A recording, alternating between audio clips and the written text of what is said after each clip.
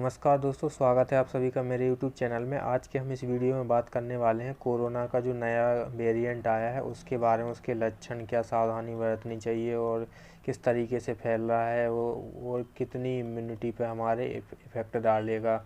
तो जैसा कि आप सभी लोग जानते हैं कि चीन ही पुराने वाले कोविड का जन्मदाता था। ठीक इसी प्रकार ना बीते कुछ दिनों से या बीते कुछ महीनों से ना खबर आ रही थी कि चीन में ही एक जो पुराना वेरिएंट था कोरोना का, उसी का नया सब वेरिएंट आया है JN1, जिससे कि ना भारत के तमाम राज्यों में इन्फेक्शन के मामले काफ़ी तेज़ी से बढ़ रहे हैं।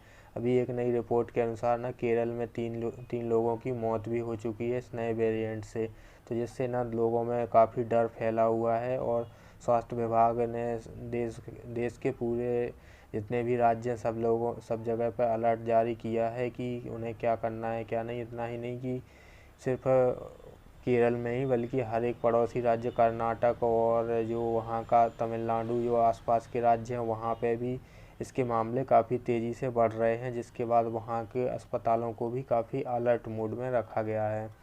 तो अब हम जानते हैं कि आखिरकार ये ना जो कोरोना का नया वाला वेरिएंट है वह किस तरीके से हमें नुकसान पहुंचाने लगा है। तो हमारे सामने ना प्रश्न आता है कि कोरोना का नया वेरिएंट JN1 है क्या।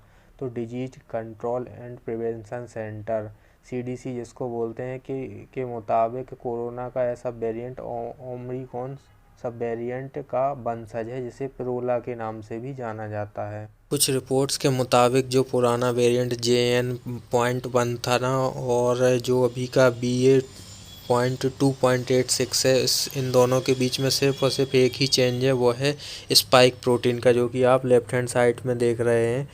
ये इसको स्पाइक प्रोटीन बोलते हैं। इसी का सिर्फ बदलाव है नए वाले वेरिएंट में। स्पाइक प्रोटीन वह होता है जो वायरस की सतह पर छोटे छोटे स्पाइक्स जैसे दिखाई देता है। इसी की वजह से लोगों में इन्फेक्शन काफ़ी तेज़ी से फैलता है। जो छोटे छोटे से डॉट्स बिंदु होते हैं वो काफ़ी तेज़ी से हमको फेफड़ों में इन्फेक्शन करके जकड़ लेते हैं। अब प्रश्न आता है कि किस सिचुएशन में सबसे ज़्यादा ध्यान देने की ज़रूरत है। ख़ास तौर पर ना हमें जो विशेष सिचुएशन दी गई हैं इनमें ज़्यादा आपको ध्यान रखने की आवश्यकता है। जैसे कि यदि आप किसी काम के सिलसिले से ना विदेश में यात्रा करते हैं, फिर यदि आपका कोई दोस्त, रिश्तेदार या सहकर्मी भारत के बाहर विदेश यात्रा करके आया है, या फिर उन राज्यों में जहां कोविड के मामले ज़्यादा आ रहे हैं। फिर इसके अलावा ना अन्य ऑप्शन है कि आप कोई ऐसी ऑनलाइन चीज़ें मंगा रहे हैं जो कि विदेश से आती हैं।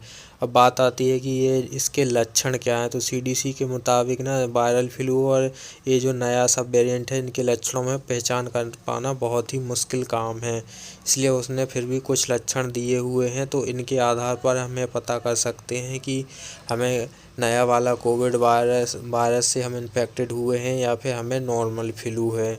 अब बात करते हैं कोविड के नए अवतार JN.1 के लक्षण, यानी कि वायरल, जो जिसके लक्षण वायरल फ्लू की तरह हैं। सबसे पहला है तेज बुखार, बार बार चढ़ना। दूसरा है लगातार खांसी बने रहना। तीसरा है बिना काम किए जल्दी थकान होना। चौथा है नाक बंद या जाम होना। पांचवा है नाक का बहना। छठवां है गले में आपको दर्द रहना।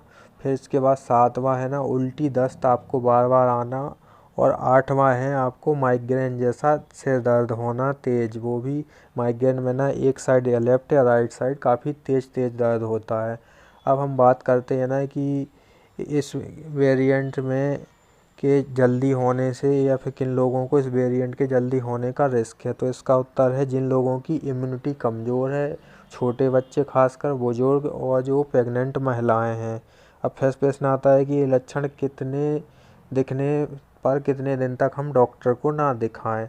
तो इसका जवाब आता है कि यदि आपकी इम्यूनिटी कमज़ोर है, पहले से कोई बीमारी है या फिर बुजुर्ग हैं, तो आपको इनमें से कोई से भी लक्षण दिखाई देते हैं तो आपको बिना देर हुए डॉक्टर को दिखाना है। यदि आप युवा हैं और किसी अन्य बीमारी, शुरुआत से कोई बीमारी नहीं है, तो आप गरारे करें, खुद को आइसोलेट करें और डॉक्टर की सलाह के अनुसार दवाइयाँ ज़रूर लें। अब प्रश्न आता है कि डॉक्टर इसके लिए कौन सा टेस्ट करते हैं। तो इसका उत्तर है वायरल फ्लू के लक्षण दिखने पर कोविड का RT-PCR टेस्ट होता है, जो कि कोविड के जो वेरिएंट का पता लगाने के लिए जीनोटाइपिक स्टडीज की जाती है। सर्दी का मौसम है, कोविड के नए वेरिएंट के लक्षण आम फ्लू की तरह हैं। ऐसे में ये ज़रूरी नहीं है कि हम सिर्फ हम सिर्फ कोविड के नए वेरिएंट से बचें, बल्कि किसी भी तरह के फ्लू से बचकर भी हमें रहना चाहिए, ताकि हमें अब और कोई सी भी समस्या ना हो। अब प्रश्न आता है कि सर्दियों में खुद को, अपने परिवार को वायरल फ्लू या फिर कोविड के नए वेरिएंट से कैसे सुरक्षित रखें। तो इसका जवाब है, हमें बार बार हाथ धोना, मास्क पहनना, सार्वजनिक जगहों पर जाने से बचना, घर के अंदर रहना, टीका लगवाना कोविड के जो कि सामान्य बचाव है। फ्लू और कोविड के बचाव के लिए हमें इन नियमों का पालन करना बहुत ज़रूरी है। यह कोविड इन्फेक्शन को रोकने में काफ़ी हद तक मददगार साबित होंगे। स्वास्थ्य एजेंसियों ने लोगों को सलाह दी है कि तुरंत लापरवाही न बरतें और तुरंत डॉक्टर को ज़रूर दिखाएं। अब प्रश्न आता है कि सर्दियों में कोविड ही नहीं, नॉर्मल फ्लू से भी बचाने के लिए हमें क्या करना चाहिए। तो खासकर आप साफ़ सफाई का विशेष ध्यान रखें। बाहर से आने वाले लोगों को 2 दिन तक होम आइसोलेशन में ज़रूर रखें। यदि ऊपर दिए गए लक्षणों में से जो मैंने पहले बताया उनमें से कुछ भी दिखाई देता है तो तुरंत डॉक्टर से संपर्क करें। खुद भी बाहर से आने के बाद 20 सेकंड तक हाथों को अच्छे से ज़रूर धोएं। सर्दी जुकाम या खांसी से इन्फेक्टेड व्यक्ति से 2 मीटर की दूरी ज़रूर बनाएं। आँख, मुँह और नाक में बार बार हाथ न लगाएं। साबुन या सैनिटाइजर से हाथों को अच्छी तरह ज़रूर समय समय पर साफ़ करते रहें। अब फिर फ़ोन या दूसरी ज़रूरी चीज़ें जिनका आप ज़्यादा इस्तेमाल करते हैं उन्हें सैनिटाइज करते रहें। खांसी, छींक आने पर मुंह में टिश्यू पेपर या रूमाल से कवर करना ज़रूरी है। और बुखार, कफ और सांस लेने की दिक्कत जैसी समस्या है तो उसे इग्नोर ना करें। बच्चे, बुजुर्ग और कमज़ोर इम्यूनिटी वाले लोगों को भीड़ भाड़ वाली जगहों पर जाने से बचें। दिन भर गुनगुना पानी ज़रूर पिएं। अब NCDC के अनुसार यदि आपको नॉर्मल फ्लू से बचना चाहिए, क्योंकि यह भी हमारी इम्यूनिटी को काफ़ी कमज़ोर कर देता है, जिससे कई सारी समस्याएं हमें उत्पन्न हो सकती हैं। इसके बाद फिर प्रश्न आता है कि हम पता कैसे करें कि हमारी इम्यूनिटी कमज़ोर है या नहीं। तो इसके लक्षण ये हैं, इनको अंदाज़ा लगा के इनसे आप अपना अंदाज़ा लगा सकते हैं कि आपकी इम्यूनिटी कमज़ोर है कि नहीं। बार बार सर्दी जुकाम होना, इन्फ्लुएंजा होना, हर वक्त थका महसूस होना, तनाव, पेट में कोई ना कोई समस्या बनी रहना और एलर्जी प्रॉब्लम। अब फिर प्रश्न आता है कि हम अपनी इम्यूनिटी को बढ़ा कैसे सकते हैं। तो उसका उत्तर है यानी कि वायरल फ्लू और बीमारियों से बचने के लिए इम्यूनिटी बूस्ट करना हमें बहुत ज़रूरी होता है। रोज़ाना मौसमी फल और सब्जियां ज़रूर खाएं। और हम इस ग्राफिक्स की मदद से समझ सकते हैं कि हमें इम्यूनिटी बूस्ट करने के लिए किन किन विटामिनों को लेना चाहिए। जैसे विटामिन ए है तो ये आंतों को और रेस्पिरेटरी सिस्टम को, जो हमारा श्वसन तंत्र है, उसको मजबूत बनाता है। तो खाना क्या है, गाजर, शकरकंद, ब्रोकली और अन्य चीज़ें। इसके बाद फिर हमें खाना है विटामिन सी, जो कि खट्टे फलों में ज़्यादा होता है। और इसके सप्लीमेंट बिल्कुल ना खाएं, जो कि काफ़ी नुकसानदायक भी हो सकते हैं। उसमें खाना क्या है विटामिन सी के लिए, नींबू, संतरे, अंगूर, स्ट्रॉबेरी, पालक, केला, ब्रोकली। विटामिन ई, इसमें शक्तिशाली एंटीऑक्सीडेंट और कई सारी चीज़ें पाई जाती हैं जो कि स्किन को हेल्दी रखने और एंटी इन्फ्लामेटरी गुण भी पाए जाते हैं।